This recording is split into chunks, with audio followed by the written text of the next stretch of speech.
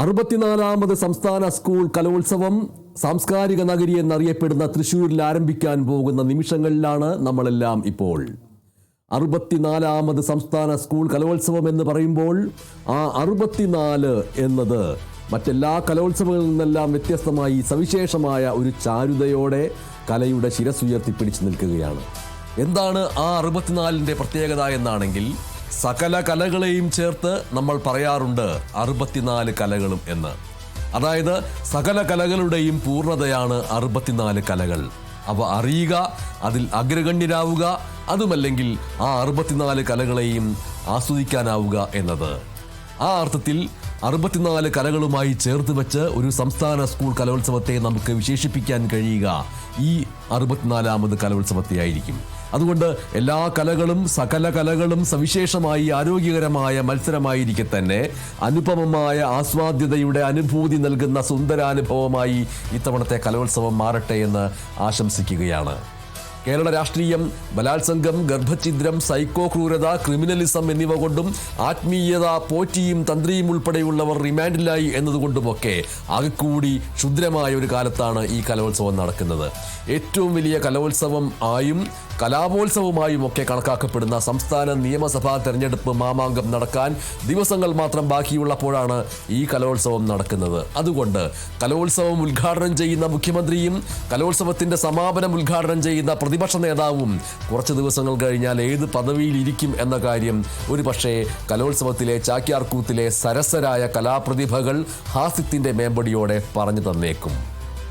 കനകസിംഹാസനത്തിൽ കയറിയിരിക്കുന്നവൻ ശുനകനോ അതോ ശുംഭനോ എന്നതിനെ കലോത്സവത്തിന്റെ ഓട്ടംതുള്ളലിൽ സ്വർണ്ണപ്പാളിയും ചേർത്തുവെച്ച് ഏതെങ്കിലും കുഞ്ഞു വിദ്വാൻ തിരിച്ചിടുമോ എന്നും നോക്കണം. ഇത്തവണത്തെ കലോത്സവത്തിൽ പ്രച്ഛന്ന വേഷ മത്സരങ്ങളിൽ പുതിയ തരം വേഷങ്ങൾക്ക് എന്തെങ്കിലും പ്രസക്തിയുണ്ടോ എന്നതും ചിന്താവിഷയമാണ്. അതായത് ഏത് കുറ്റാരോപണങ്ങൾക്കും പോലീസ് കസ്റ്റഡികൾക്കും ഇടയിലും ഹൂ കെയേഴ്സ് എന്ന് കോളിനോസ് സ്ഥിതിയുമായി വിരാജിക്കുന്ന പ്രത്യേകതരം രാഷ്ട്രീയ ജീവികളെ പ്രച്ഛന്ന വേഷ മത്സരത്തിലേക്ക് ഏതെങ്കിലും കലാകാരനോ കൊച്ചു കലാകാരിയോ കൊണ്ടുവരുമോ അറിയില്ല, കണ്ടറിയാം.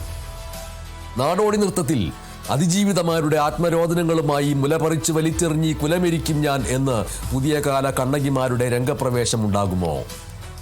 നിറത്തിൻ്റെ പേരിൽ കലാകാരന്മാരെയും കലാകാരികളെയും വേർതിരിച്ച് പരിഹസിച്ച അസത്യഭാമത്തരങ്ങളെ കലകൊണ്ട് വിമർശിക്കാൻ ഏതെങ്കിലും കുഞ്ഞു കലാകാരിയോ കലാകാരനോ തയ്യാറാകുമോ? ഇങ്ങനെ കലോത്സവം കലയുടെ സർഗാത്മകമായ ആവിഷ്കാരമായിരിക്കെ തന്നെ അതിനെ സാമൂഹ്യ ജീവിതത്തോടും സാംസ്കാരിക ജീവിതത്തോടും രാഷ്ട്രീയ ജീവിതത്തോടുമുള്ള പ്രതികരണമായി മാറ്റാൻ മത്സരിക്കുന്നവർ ധൈര്യം കാണിക്കുമ്പോഴാണ് ഏത് കലോത്സവവും അർത്ഥപൂർണമാവുക.